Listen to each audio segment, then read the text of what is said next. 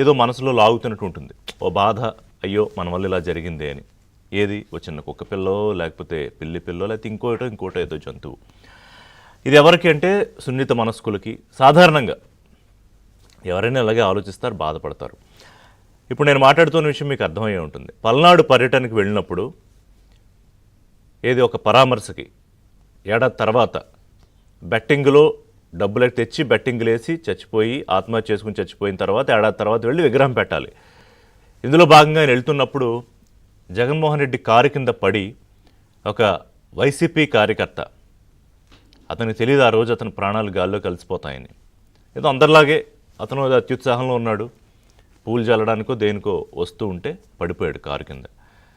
అది ఒక కర్రో ఒక చిన్న పెద్ద దొంగ ఏదో తగిలితేనే, ఏదన్నా ఒక పార్టికల్ అడ్డొస్తేనే క్లియర్గా తెలుస్తుంది డ్రైవింగ్ సీట్లో ఉన్న వాళ్ళకి. ఈవెన్ ఆ రోలింగ్ ఉంటుంది లోపల కూర్చున్న వాళ్ళకి కూడా. అంటే ఏదో పడిపోయింది కారు కింద, టైర్ కింద అని. ఒక మనిషి పడిపోయి ఆ భుజాల మేంచి మెడమేంచి కారు చక్రాలు వెళ్ళిపోతుంటే కూడా తెలియలేదా? తెలిసి పట్టించుకోలేదా? సరే, విజువల్లో బెనిఫిట్ ఆఫ్ డౌట్ కింద జగన్ ఆయన అటు తిరిగి ఉన్నాడు. ఏదో అభివాదాలా పిచ్చుకోవాలా అవన్నీ ఉంటాయి కదా. ఆ వేళంతా రప్ప వ్యవహారం కదా. సరే, అందులో అదిగో ఎక్కుతారు, బానెట్లు ఎక్కుతారు. అన్న ఇదిగో అన్న రప్ప నరికేస్తాం అన్న అందరినీ ఆయనకి ఏదో చూపిస్తూ ఉంటారు. సరే, ఆయన చూసుకోవడం, అందులో పడ్డాడు.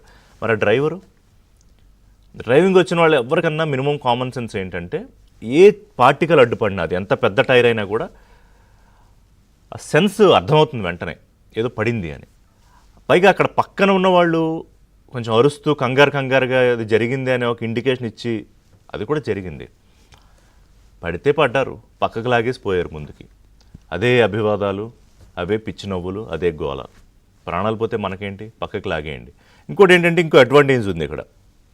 చచ్చిపోతే ఏంటంటే ఇంకొక ఛాన్స్ కదా, మళ్ళీ ఇంకో పరామర్శ యాత్ర. మీరు తాజాగా గత కొద్ది రోజులుగా జగన్ ఆయన బయటకు వస్తున్న సందర్భం చూడండి. ఎవరన్నా చచ్చిపోయినప్పుడు,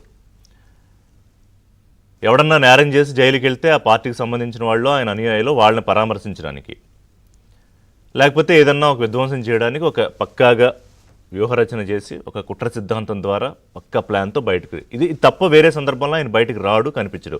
పహల్గామ్లో అంత దారుణం జరిగి అంతమందిని పొట్టన పెట్టుకుంటే ఆయన దాని మీద ఎవరిని పరామర్శించడు, కనీసం దాని మీద ఆయన మాట్లాడు. ఎందుకంటే ఆయన ఎజెండా అది కాదు. ఆయన తప్పేం లేదు. ఆయన ఎజెండా ఏంటంటే చాలా స్పష్టంగా ఉంది, నేను ఎందుకు రాజకీయం చేస్తున్నాను అని. పైగా ఆయన ఓడించేశారుగా. ఓడించిన తర్వాత ఆయన ఫస్ట్ ప్రెస్ మీట్లోనే చెప్పాడు, ఆయన ఇన్ని చేశాను అని. ఆయనకు ఒక రకమైన ఒక దాన్ని బాధనాలా, కక్షనాలా, లేకపోతే ఆవేదనాలా, ఏదైనా సరే రాష్ట్ర ప్రజల మీద అయితే ఆయనకు కోపం ఉంది. అది అర్థం చేసుకోవట్లేదు. అర్థం చేసుకుంటే ఆయన రాజకీయం అర్థమవుతుంది. సో ఇక్కడ ఏంటంటే, ఒక నిండు ప్రాణం పోతే ఆ సింగయ్య, ఆ అభిమాని, ఏదో పూలు జల్లుదామనో ఇంకోటో వచ్చి పాపం చనిపోతే పక్కకి లాగేశారండి. పక్కకి లాగేసి ఆ పక్కకి లాగేసిన విజువల్స్ ఆ రోజు మనం ప్లే చేసాం. ఆ తర్వాత చనిపోయాడు అతను. కానీ ఇంత జరిగిందనే విషయం పోలీసుల దర్యాప్తులో బయటకు వచ్చింది. సరే, ఇప్పుడు ఈ ఆయన సొంత మీడియా, ఆ జనాలు ఏమంటారంటే, ఇది కుట్రట, చంద్రబాబు కుట్ర. అరే బాబు, చంపేసింది మీరు, కార్లు ఎక్కించేసి, ఇందులో చంద్రబాబు కుట్ర ఏంటి, లోకేష్ కుట్ర ఏంటి, ఇంకోళ్ళ కుట్ర ఏంటి? మళ్ళీ దీన్ని పక్కదారి పట్టించడానికి ఇవాళ యువత పోరు, ఇవాళ ఎన్ని అరాచకాలు జరుగుతాయో. బయటకు వస్తే భయం వేస్తోంది జగన్మోహన్ రెడ్డి. ఏమవుతుందో తెలియక ఆవేళ పొదిల్లో 15,000 మంది 20,000 మందితో అదొక అరాచకం. ఆ తెనాల్లో ఆ గంజాయి బ్యాచ్ని వెళ్ళడానికి వెళ్ళినప్పుడు అదొక, అన్ని చోట్ల బల ప్రదర్శనలు. ఎందుకు బల ప్రదర్శన? గతంలో మాజీ ముఖ్యమంత్రి అని తెలుసు కదా, జనాలు ఓట్లేస్తేనే మీరు ముఖ్యమంత్రి అయ్యారు. మొన్న కూడా మీకు జనాలు ఓట్లేశారుగా. అంటే ఎక్కడో అయిపోయింది ఇంక మా పని, కనీసం అప్పుడప్పుడు ఇలా బయటికి వెళ్ళి ఒక 100 మంది, అసలు ఇచ్చింది 3 వెహికల్స్కి అనుమతి, 100 మంది కన్నా ఎక్కువ ఉండకూడదని. ఎంతమంది అసలు? 100 మందా?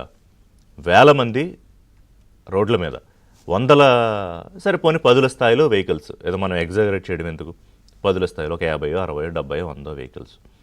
మరి 3 వెహికల్స్ అనుమతిస్తే ఆ రోజు పోలీసులు ఏం చేశారు? పోలీసులు ఏం చేస్తారు? వాళ్ళ మీదే వాళ్ళని బట్టలొప్పి తీస్తాం, మీకు సినిమా 2.0 చూపిస్తాం, 3.0 చూపిస్తామంటే వాళ్ళు భయపడిపోతున్నారా? మరి అసలు గుర్తుందా కూటమి ప్రభుత్వం వచ్చిందని? బీజేపీ, తెలుగుదేశం, జనసేనతో కలిపిన కూటమి ప్రభుత్వం వచ్చింది, చంద్రబాబు నాయుడు ముఖ్యమంత్రి. ఇప్పుడు అది గుర్తుందా లేదా అని అనుమానం వస్తుంది మరి ఇవన్నీ చూస్తూ ఉంటే. సరే సింగయ్య చనిపోయాడా, కనీసం 5 రోజులైంది, ఎప్పటికైనా జగన్మోహన్ రెడ్డి మాట్లాడాడా దీని మీద? మాట్లాడలా. ఎందుకని? దీనికి మళ్ళీ మాట్లాడకూడదు, దీన్ని ప్రత్యేకంగా ఇంకో సందర్భం కింద వాడుకోవాలి. నాకు రక్షణ లేదు, నాకు భద్రత లేదు, ఆ రోజు అన్నారు కదా. హెలికాప్టర్ ఎక్కడ అది, హెలికాప్టర్లో వెళ్ళినప్పుడు హెలికాప్టర్ కూడా విరగొట్టడానికి ట్రై చేశారు కదా. అక్కడేమన్నారు, Z+ కేటగిరీ భద్రత లేదు అని. అంటే మళ్ళీ ఇప్పుడు ఇంకొక రాద్ధాంతం చేయాలి భద్రత లేదని. అంటే గేమ్ ప్లాన్ చాలా స్పష్టంగా అర్థమవుతోంది. ఎటువంటి రాజకీయం చేయాలనుకుంటున్నాడు జగన్మోహన్ రెడ్డి, కరెక్ట్గా పక్కగా అమల్లోకి వెళ్తుంది. సరే ఇది ఒక యాక్సిడెంట్ అనుకున్నా, సరే పోనీ యాక్సిడెంట్లు జరుగుతాయి, మన అంబటి రాంబాబు గారు సెలవిచ్చినట్టు ప్రమాదం జరగవా, చంద్రబాబు నాయుడు కాన్వాయ్లో చచ్చిపోలేదా, అది ఈవేళ వాదన.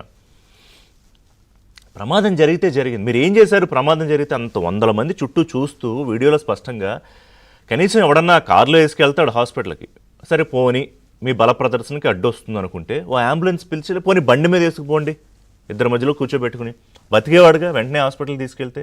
చంపేశారుగా, నిండు ప్రాణం, కల్పబుల్ హోమిసైడ్, దాని కింద కేసులు నమోదు చేశారు. పోలీసుల దర్యాప్తులో 5 రోజుల్లో తేలింది ఇది. సరే మొదట్లో ఏదో వాహనం గుద్దేసింది అనుకున్నది, తర్వాత తేలింది.